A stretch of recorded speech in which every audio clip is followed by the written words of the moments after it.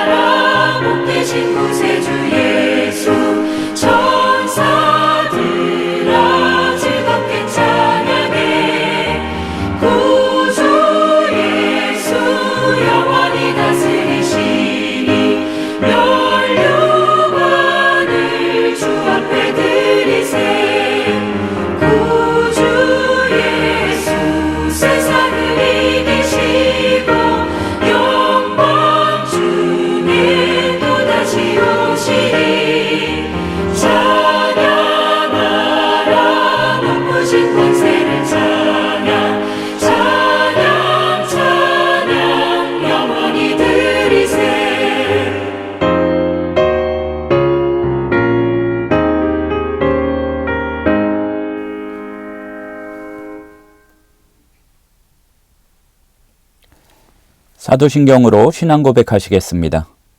전능하사 천지를 만드신 하나님 아버지를 내가 믿사오며 그 외아들 우리 주 예수 그리스도를 믿사오니 이는 성령으로 잉태하사 동정녀 마리아에게 나시고 본디오 빌라도에게 고난을 받으사 십자가에 못 박혀 죽으시고 장사한 지 사흘 만에 죽은 자 가운데서 다시 살아나시며 하늘에 오르사 전능하신 하나님 우편에 앉아 계시다가 저리로서 산자와 죽은 자를 심판하러 오시리라. 성령을 믿사오며 거룩한 공회와 성도가 서로 교통하는 것과 죄를 사하여 주시는 것과 몸이 다시 사는 것과 영원히 사는 것을 믿사옵나이다. 교동문 3번 시편 4편 말씀입니다. 내 의의 하나님이여, 내가 부를 때에 응답하소서. 곤란 중에 나를 너그럽게 하셨사오니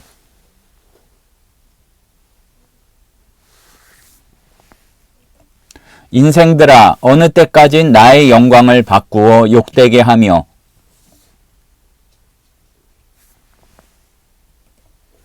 여호와께서 자기를 위하여 경건한 자를 택하신 줄 너희가 알지어다.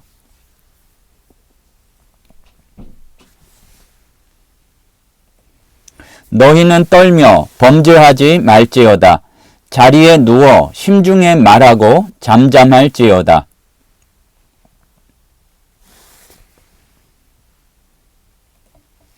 여러 사람의 말이 우리에게 선을 보일 자 누구뇨 하오니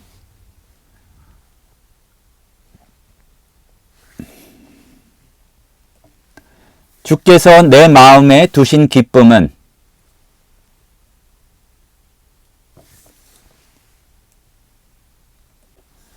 내가 평안히 눕고 자기도 하리니. 아멘. 기도하시겠습니다. 사랑과 은혜가 풍성하신 하나님, 참으로 감사드립니다. 지난 한 주간도 저희를 지켜주시고 하루하루 또 저희들이 일상을 사는 가운데 주님의 돌보심으로 말미암아 이렇게 예배의 자리에 마음을 향할 수 있도록 인도하여 주시니 참으로 감사드립니다. 사랑의 하나님 아버지, 여러 가지가 참으로 아직 부족하지만 또한 여러 전쟁이 끝날 수도 있다는 소식을 듣습니다. 하지만 그 가운데 약한 나라들이 더 손해를 보는 일이 없도록 도와주시고 하나님의 공의가 바로 설 수 있도록 주님 인도하여 주시옵소서. 남과 북도 불쌍히 여기시사 하나님 아버지, 그야말로 한 가족끼리 이렇게 서로 다투고 싸우는 일이 속히 끝날 수 있도록 허락하여 주시고 또한 우리나라 안에도 여러 가지 다툼과 갈등이 있사오니 주님의 올바른 정의가 바르게 서며 또한 그것이 사랑과 평화로 이어질 수 있도록 주님 역사하여 주시옵소서. 사랑의 하나님 아버지, 이 땅의 교회들을 기억하여 주시사 하나님, 지금 주님의 거룩한 신부로서의 모습을 잃어버리는 모습도 많이 있습니다. 하나님 아버지, 정결한 신부 되게 도와주시고 성령님 역사하여 주셔서 세상을 쫓아가서 더욱 세속적으로 바뀌어버리는 그러한 모습이 아니라 주님만을 위해 헌신하고 주의 이름으로 다른 이들에게 사랑을 전할 수 있는 이 땅의 교회들 될 수 있도록 역사하여 주시옵소서.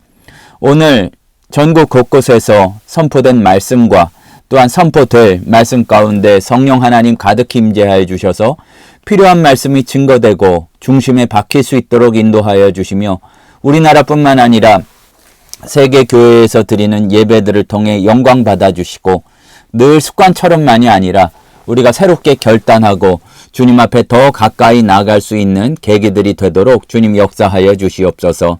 우리나라를 보나 또한 여러 어려운 지역들을 보나 참으로 주의 이름으로 수고하고 있는 주의 사역자들, 선교사들이 있습니다. 주님 함께하여 주셔서 기름 부으심을 허락하여 주시고 필요한 것은 채워주시고 하나님 아버지, 마음의 중심 가운데 정말로 주님을 사랑하는 마음이 날로 새롭게 되어서 주의 일들 온전히 감당할 수 있도록 역사하여 주시옵소서. 여러 가지 들려오는 이야기들이 사람들이 참 살기가 어렵다 하고 또한 아픈 이들도 많고 참으로 우리가 어찌 돌보아야 할지 잘 알 수 없는 그러한 모습들도 많이 있습니다.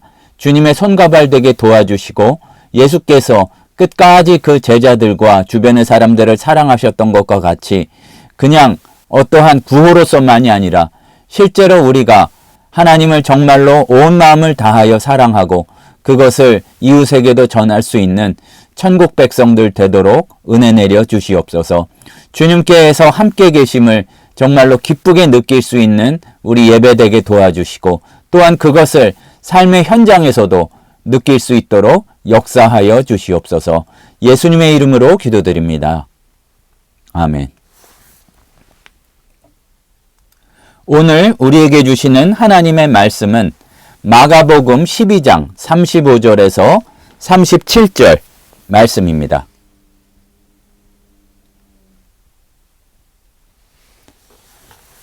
마가복음 12장 35절에서 37절 말씀 제가 읽겠습니다. 예수께서 성전에서 가르치실새 대답하여 이르시되 어찌하여 서기관들이 그리스도를 다윗의 자손이라 하느냐. 다윗이 성령에 감동되어 친히 말하되 주께서 내 주께 이르시되 내가 네 원수를 내 발 아래에 둘 때까지 내 우편에 앉았으라 하셨도다 하였느니라. 다윗이 그리스도를 주라 하였은즉 어찌 그의 자손이 되겠느냐 하시니 많은 사람들이 즐겁게 듣더라.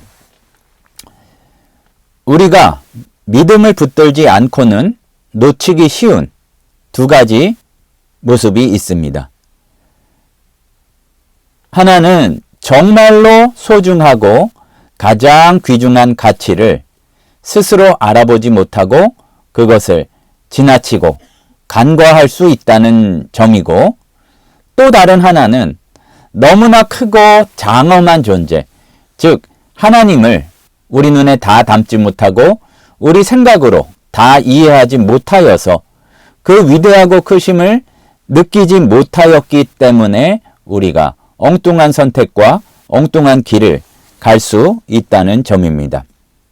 사실은 이러한 모습은 우리가 믿음에 관한 이야기가 아니라고 할지라도 우리 삶에서 아주 흔하게 범하게 되는 실수 중에 하나입니다. 중요한 것을 빨리 깨닫지 못하면 손해를 입게 되고, 위대한 것을 한눈에 담지 못하면 눈앞에 보이는 것만 따라서 살아가게 되어 있습니다. 우리가 히브리서 말씀 가운데에서 익숙하게 아는 바와 같이 믿음이 보지 못하는 것들의 증거가 된다면 이 사실을 더욱 깊이 있게 묵상해 보아야 할 것입니다. 간혹 가다가 우리는 신문의 해외 특종에서 인터넷에 보는 어떤 흥미로운 이야기들 중에서 사실은 처음에는 가치를 알아보지 못했는데 나중에야 확인해 보니 그게 엄청나게 비싼 물건이었다는 이야기를 듣는 경우가 있습니다. 2007년에도 미국 뉴욕에 거주하던 한 가족이 벼룩시장에서 그냥 작은 꽃병, 자기를 한 $3 정도에 구입했다고 합니다. 그냥 꽃을 꽂으려고 그냥 동네 벼룩시장 같은 데에서 산 거죠.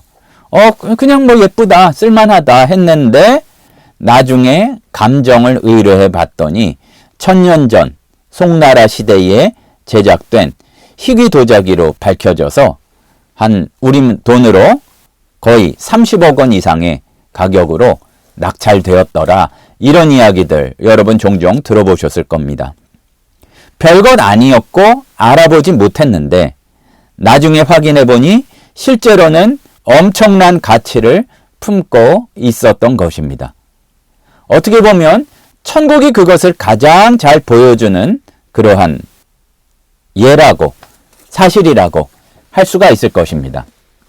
우리가 아이들이 잘 부르는 찬양에도 있지만 우리 마태복음과 여러 천국에 관한 비유에서 천국의 특징 중에 하나는 그거의 가치를 알아본 사람은 자신의 것을, 모든 것을 팔아서라도 나의 것으로 만들고 그것을 아까워하는 것이 아니라 내가 그것을 얻었음에 당장은 그것을 얻느라 고생한 것이 있다 할지라도 기뻐한다는 것이 천국 비유의 굉장히 중요한 내용 중에 하나입니다. 처음에는 별것 아니고 아무것도 아닌 물건인 것처럼, 그런 밭인 것처럼 주변 사람들은 생각하였는데 그 안에 숨겨진 가치와 보물을 받기 때문에 그것을 소망을 품고 기뻐할 수 있는 것입니다. 또한 우리의 시야의 좁음을 생각해 본다면 그런 것을 또한 알 수가 있습니다.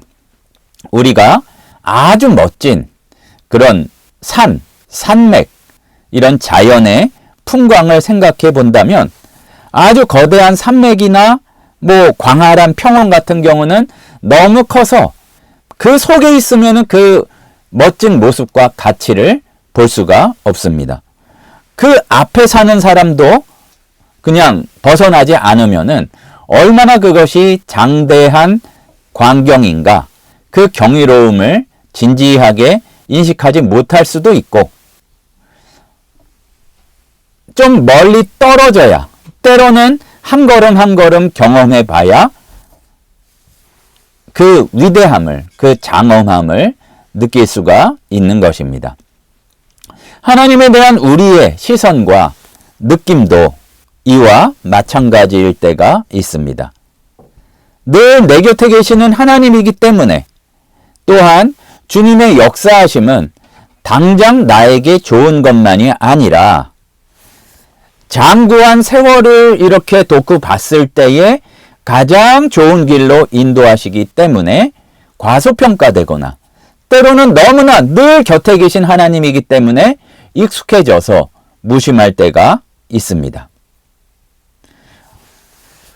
그리고 그저 가장 크고 위대한 것은 내가 지금 당장 보기에 크고 위대한 것에 머무를 때가 많다는 얘기죠. 오늘 본문에서 보면 다윗의 자손의 의미에 대해서 예수님께서는 말씀해 주십니다. 사실 이스라엘 백성들이 자기네들의 역사에서 가장 화려하고 가장 찬란한 시절이 다윗의 시절이었기 때문에 그 좋던 시절 다 보내고 가진 것 잊어버리고 나서도 소망하고 회복되기를 바랬던 것이 바로 다윗이 왕인 그 시대의 회복이었습니다.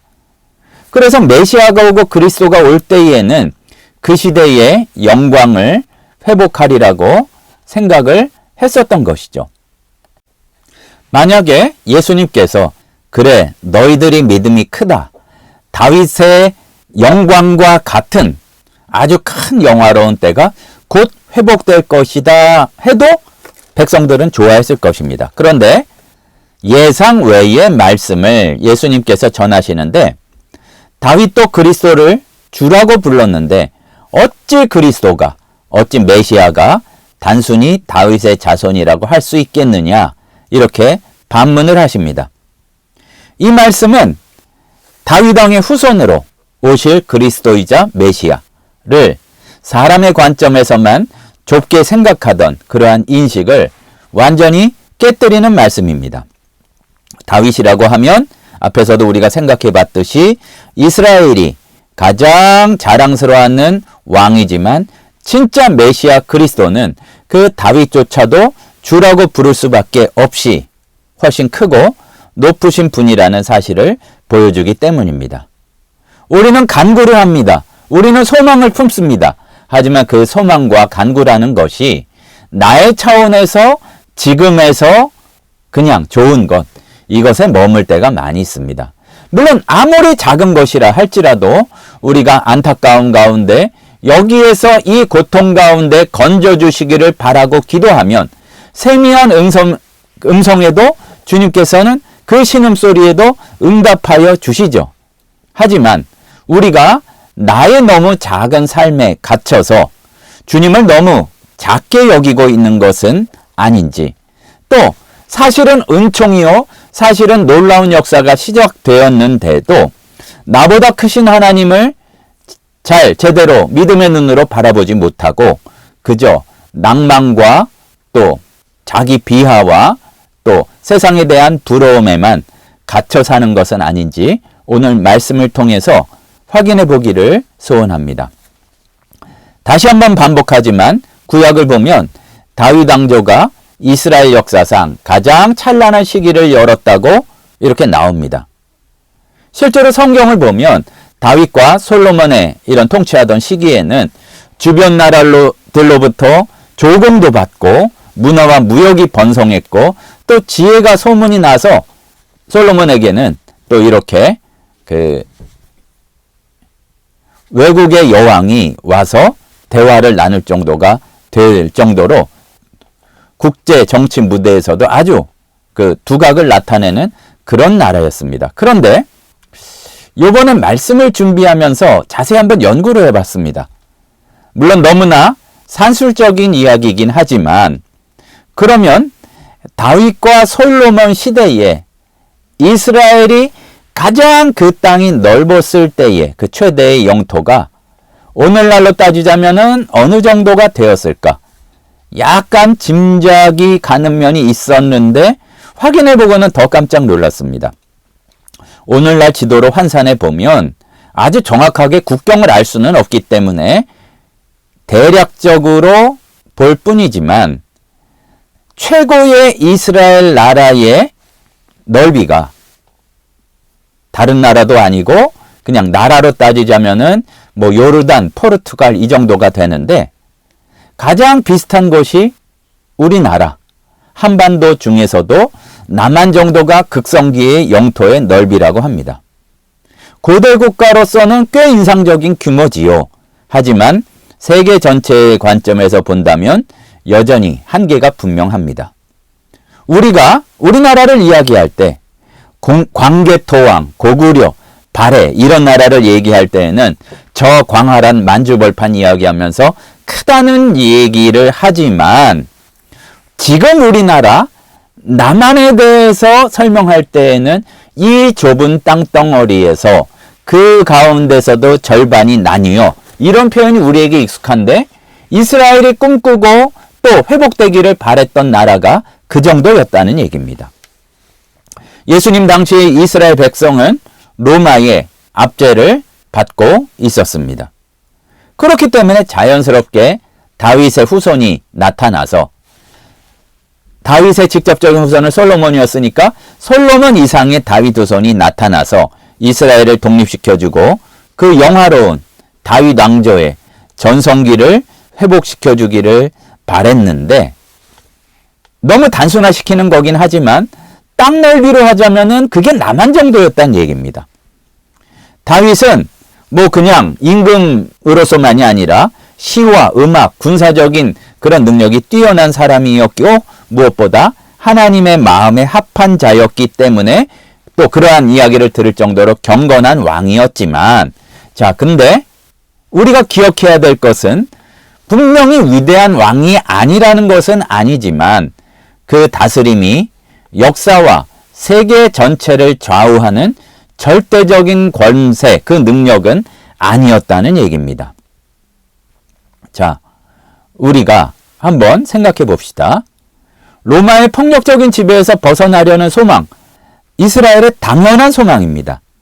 하지만 기억해야 될 것은 하나님의 차원에서 이루어질 더 근본적인 구원의 역사, 회복의 역사, 승리의 역사는 그냥 다윗 시대의 명성, 다윗 시대의 영토, 그것을 회복되는 정도가 아니라 더 근본적인 원인이 있었다는 얘기입니다. 마치 꽤 예쁜 꽃병을 아까 3달러라고 그랬던가요? 그 정도의 가격을 두고 제법 잘 샀네, 괜찮은 물건이네 하는 평범한 수납용 그릇과 마찬가지 가치로 주님의 구원의 역사를 그렇게 바라보고 있었다는 얘기입니다. 더 큰 것을 바라보고 거기에 대해서 감격하고 그것을 이루실 메시아를 기대할 그러한 믿음의 크기는 당시의 이스라엘 백성들이 온전히 가지고 있지 못했기 때문에 예수님께서 그것을 지적해 주신 것이죠. 그래서 이러한 이스라엘 백성의 인간적인 기대 때문에 37절에서 어찌 그의 자손이 되겠느냐라고 물으신 것입니다.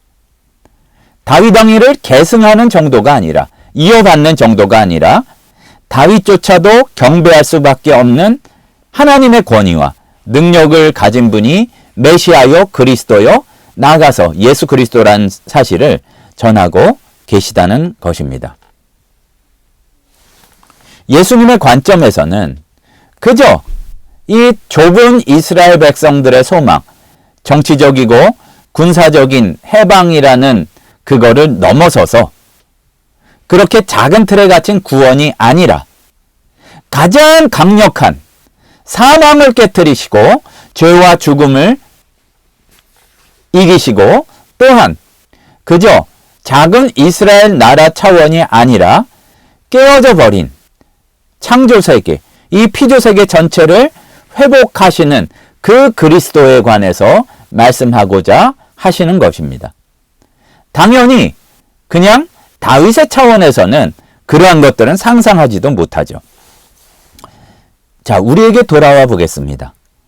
사람이라면 누구나 당장 눈앞에 닥친 고난이나 문제에 집중할 수밖에 없고 거기에 매일 수밖에 없습니다. 그런 문제를 가지지 않은 사람은 별것이 아닌 것처럼 생각할지 몰라도 재정 문제나 학업과 취업의 고민이나 또한 인간관계, 가정 내 갈등, 또 건강이 나빠진 것, 삶 속에서 시급한 난관들이 절대로 작은 문제가 아닙니다. 그래서 우리는 우리 자신의 또한 가족의 문제를 가지고 신앙생활을 하며 하나님 제발 이 문제만 어떻게 해결해 주세요 라고 부르짖는 순간이 참으로 많습니다. 물론 하나님은 우리의 작은 신음에도 응답하시는 사랑의 하나님이십니다.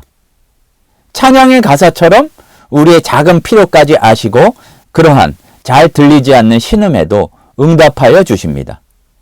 그러나 우리가 또한 믿음을 더하여서 나는 나의 필요를 놓고 기도할 뿐이지만 내가 안타까워하는 그 부분을 가지고 붙들고 기도할 뿐이지만 그것을 통해서 더 큰 역사를 이루시는 주님을 바라볼 수 있어야지 마치 응급구조사, 해결사 정도로만 우리의 하나님을 제한시켜서는 곤란할 것입니다. 우리는 너무 급해서 주님의 크신 계획을 놓칠 때가 얼마나 많은지 모릅니다. 광활한 산맥이 너무 커서 눈에 제대로 담기지 않는 것처럼 하나님의 구원 역사도 우리의 시야를, 우리의 어떤 시선을 훨씬 뛰어넘습니다. 물론 우리가 그토록 괴로워하고 급하게 생각하는 개인의 문제 해결도 그 안에 포함되지만 분명한 것은 동시에 이게 어떻게 이어지는지는 한꺼번에 우리의 생각 속에 다 담기지 않아도 인류의 역사와 우주의 섭리까지 포함하시는 그러한 주님의 역사하심이 있다는 얘기입니다. 놓치지 말아야 할 것은 내가 당장 느끼는 것만, 아주 피부에 와닿는 것만 그게 필요하지만 우리가 단지 내가 생각하는 대로, 생각하는 방식대로 내가 원하는 시기에 원하는 느낌대로만 역사하시는 하나님을 바라고 조금만 늦어져도 조금만 방법이 달라도 하나님을 우습게 여기고 조롱하는 지경에 빠지지 말아야 된다는 얘기입니다. 섣불리 하나님이 지금은 역사하지 아니하시고 그렇게 하니까 뒤로 밀어버리고 세상의 방법대로 세상의 구원대로 내가 살아가야 그것이 성공한 사람인 것처럼 생각하고 또 그러지 못한 것 같을 때에 아주 끊임없이 불안해하는 우리들의 모습에서 벗어나야 한다는 얘기입니다. 우리가 성경과 교회의 역사 또 그리고 일반 세계사를 바라볼 때 너무 거창하면 때때로 잠깐 멈춰서서 나의 일생, 지금까지의 인생을 돌아볼 때에 그리고 생각해 볼 필요가 있는 것은 나보다 크신 하나님의 손길이 얼마나 놀랍고 나보다 크신 내 생각을 뛰어넘으신 하나님의 손길이 얼마나 감사한지 내 생각대로 움직여주지 않으신 하나님의 역사가 얼마나 고마운지 알게 됩니다. 사람들은 조금 거창하게 인류는 인간의 문제를 스스로 모두 해결할 수 있다고 이렇게 착각하고 오만해지는 경우가 역사 가운데에도 많이 있습니다. 또 그러다가 완전히 그게 엎어지는 것 같은 순간에는 이제는 희망이 없다고 생각하며 절망하기도 그렇습니다. 하지만 그때의 역사는 하나님의 주권에 의해서 전혀 예상하지 못한 방향으로 흘러갑니다. 바로 예수님의 탄생이 그렇습니다. 사람들은 다윗 왕조를 재건해 줄 영웅을 기대하고 그 화려함을 바라보고 있을 때에 예수께서는 말구에서 태어나셨고 그야말로 주변부 인생들 곁에 계시고 낮은 모습으로 손가락질 받은 모습으로 오셔서 십자가에 달려 죽으심으로 구원을 이루셨습니다. 인간적인 계산으로는 이해하기 어려운 일이에요.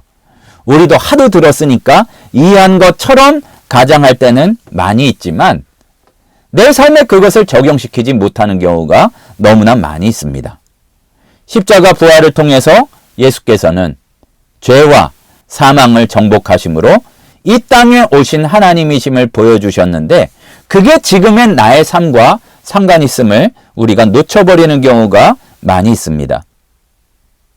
박해가 다가올 때 교회가 사라질 것 같았지만 로마 제국의 거센 박해 속에 그야말로 뚜껑을 열어보니까 지하에서 성도들이 나온 걸 보니까 복음을 아주 열심히 전해도 그렇게 안 될 정도로 박해가 교회를 키웠습니다. 우리가 예상하지 못한 하나님의 크심을 증언하는 대표적인 사건이 살 수가 없어서 지하로 내려갔던 그야말로 무덤 속에서 살았던 성도들이 나중에 열어보니까 상상외로 부흥의 역사를 체험했다는 그것이 대표적인 사건입니다. 가만히 한 박자 쉬고 나의 삶에서도 가장 걱정했던 그 사건이 주님의 손길을 받았을 때에 어떻게 바뀌었는지를 꼭 헤아려 보시기 바랍니다. 이처럼 지나간 역사는 하나님께서 언제나 우리보다 더 높은 차원과 길을 예비해 놓고 계심을 우리에게 보여주십니다. 하지만 우리는 현실과 일상 가운데에서 하나님을 내 목적을 위한 도구로 전락시켜버리고 그 방법과 시간과 여러 가지 것들이 내 마음대로 되지 않는다고 불안해하고 신경질 내고 내가 앞장서려고 그러고 내 뜻을 이야기하고 싶어하는 모습이 많이 있습니다. 늘 이번만 잘 되게 해주시면 더 내가 잘할 것 같은 그러한 마음과 간구가 많을 때도 많이 있죠. 그러나 간절한 호소처럼 보이는 내 문제만 놓고 하는 기도에 하나님을 그냥 어떤 거래의 대상이나 계약 대상, 물론 우리가 언약의 대상으로서 하나님께서 붙들어 주시는 바가 크지만 내 입장에서 어떻게 할 수 있는 하나님이라고 착각하는 경우가 많이 있다는 얘기입니다. 나보다 크신 하나님을 정말로 믿는다면, 그렇다면 우리는 무엇보다 하나님의 주권과 계획하심, 표현이 거창합니까?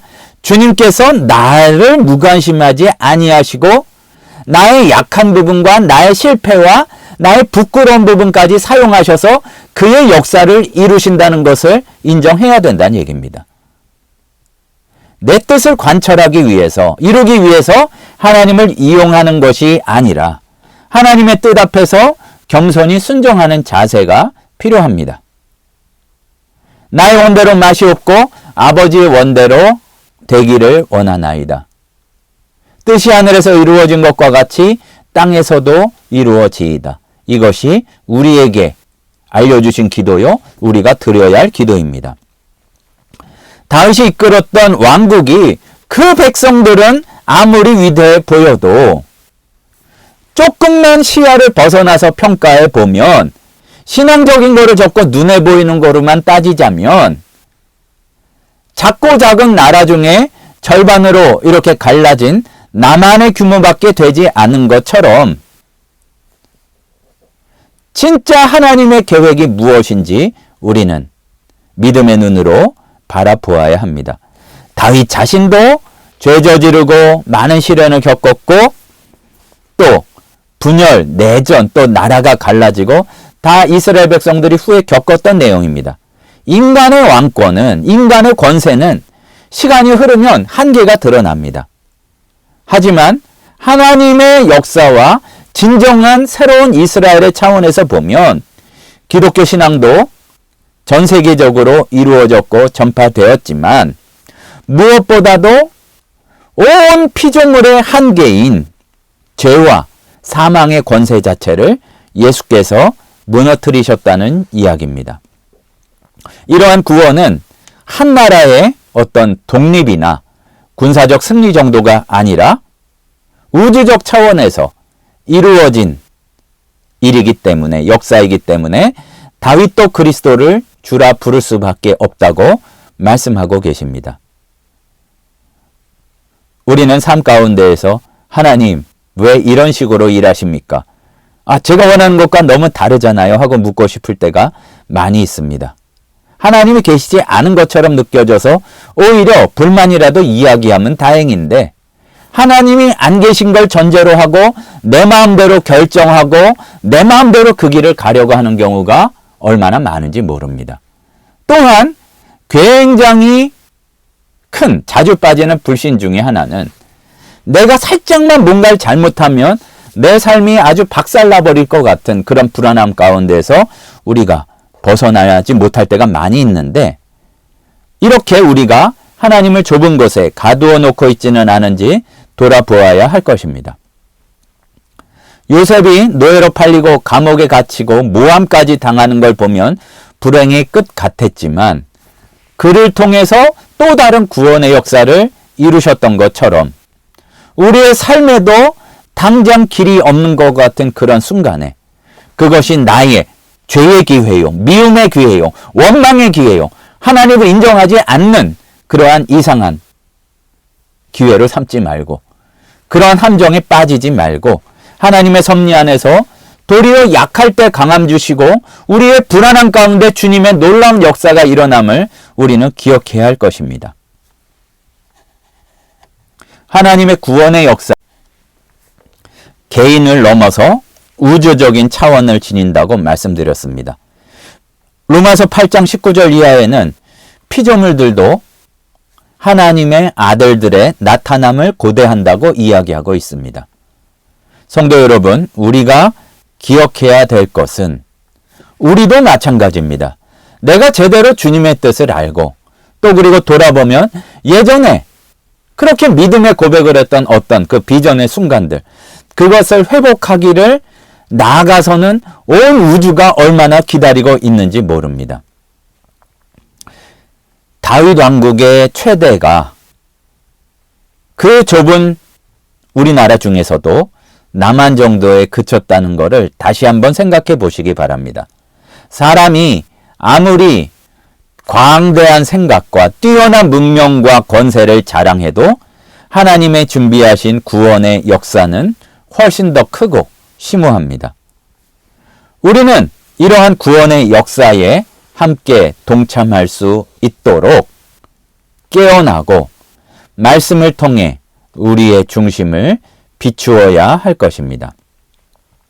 그러기 위해서 내가 급할 때만 내가 원하는 방식대로, 원하는 어떤 스타일대로 그렇게 모시고자 하는 주님이 아니라, 다시 한번 점검해야 할 것은 예수님을 내 인생의 진정한 주님으로 모셔야 한다는 이야기입니다. 교회를 다니고 그냥 신앙이라고 하지만 종교적인 활동을 다 하는 것에 그치는 것이 아니라, 실제로 나의 결정권은 하나님께 있다고 고백하고 그 고백대로 살아가려고 하는 태도, 하나님을 믿는다고 하지만 내가 결정한 대로 살아가려고 하고 내가 제대로 결정해야지 뭔가 일이 잘 될 것 같은 그러한 착각. 내가 결정해야 될 것은 나와 내 집은 오직 여호와를 섬기겠노라, 예수님을 주님으로 섬기겠노라 하는 결단밖에 없음을 우리가 놓치지 말아야 할 것입니다. 잘 모를 때 주님 앞에 엎드려서 묻고 말씀을 통해 듣고 깨달을 때에 깨닫게 되면 기꺼이 순종하고 따라가는 모습이 필요합니다. 그리고 내 안에 계신 예수께서 살아가시는 그 삶을, 예수님의 성품을 일상에서 살아가야 합니다. 사랑, 용서, 섬김, 겸손은 그냥 이야기하고 기분 좋아하는 그런 추상적인 교리가 아니라 하나님의 나라가 이 땅에서 실제로 이루어지고 천국을 이 땅에서 누리는 실제적인 통로이기 때문에 내가 서 있는 곳에서 이런 모습이 드러나게 될 때에 바로 우리가 천국을 누리게 되고 천국이 흘러가게 된다는 얘기입니다. 내 삶이 지옥과 같이 되는 비결이 있습니다. 내 삶이 왜 지옥 같은지만 묵상하고 여기에 기여한 다른 이웃들을 내 생각하기에 다 사탄으로 바꿔놓으면 주변이 사탄이 득식을 한 지옥으로 바뀌게 됩니다. 하지만 내게 허락해 주신 어려움과 힘듦을 일단 솔직하게 주님 앞에 쏟아놓고 그것을 주님께서 다루셔서 주님의 역사하시는 놀라운 역전의 역사가 이루어지기를 바랄 때에 우리는 주님의 사랑을 경험하고 주님의 사랑이 충만케 되고 그것이 흘러넘쳐서 천국을 경험하게 될 것입니다. 이 길이 쉬울 리가 있겠습니까? 하지만 쉽지 않지만 믿음으로 먼저 보았기 때문에 그 역사가 위대한 것을 알았기 때문에 우리는 그 길을 걸어갈 수 있고 무엇보다 우리가 결단했을 때 주님께서 도와주시고 삼위일체 하나님이 우리와 함께 하십니다. 우리 안에 내 위주로 생각하는 죄된 죄성과 또한 교묘하게 우리를 넘어뜨리려고 하는 세상의 유혹이 우리를 끊임없이 발목을 잡지만 하지만 나보다 크신 하나님을 믿고 그의 손만 놓지 않는다면 두려워하지 않고 한 걸음씩 나아갈 수 있습니다. 내 힘이 아닌 하나님의 능력을 의지할 때 생각하지도 못했던 변화와 그 놀라운 기쁨을 누릴 수가 있는 것입니다. 사랑하는 성도 여러분, 예수님은 다윗도 메시아를 주로 부르지 않았느냐라는 질문 통해서 다윗 왕조를 비교할 수 없이 넘어서는 하나님의 구원, 그 나라를 말씀하셨습니다. 우리 역시 하나님은 나보다 크신 분이시다. 내가 그저 마음속에서 바라는 어떤 편안함보다 크신 분이라는 것을 입으로만 고백하지 말고 실제 삶에서도 경험하고 보여주어야 합니다. 하나님을 자신이 원하는 틀 안에 가두거나 우리가 거기에 갇혀서 그야말로 누릴 수 있는 구원을 누리지 못하고 괴로워하고 있는 것은 아닌지 성찰할 필요가 있을 것입니다. 이제 고개를 들어서 나 자신만 바라보고 낙담하고 있는 그 고개를 들어서 우리와 함께 계신 주님에게로 우리의 눈을 들고 고개를 들고 시선을 확장할 때입니다. 내가 당면한 문제 중요하죠.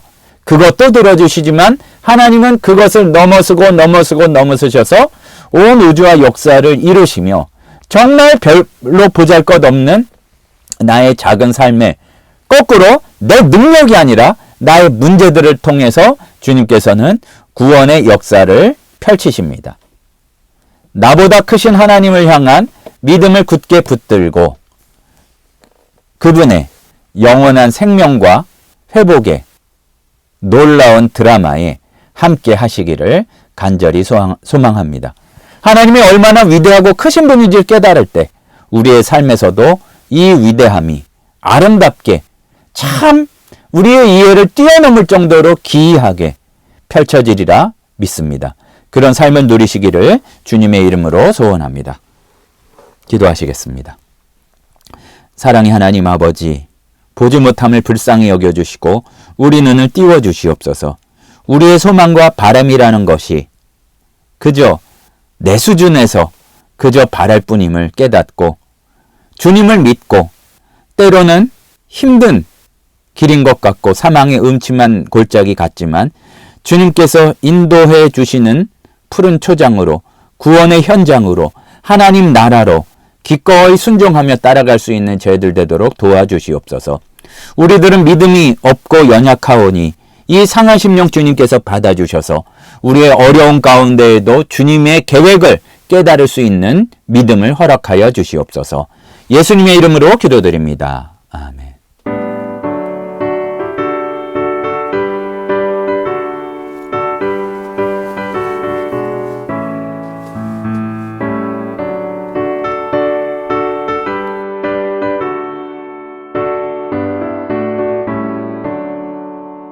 내 주 하나님 넓고 큰 은혜는 저 큰 바다보다 깊다.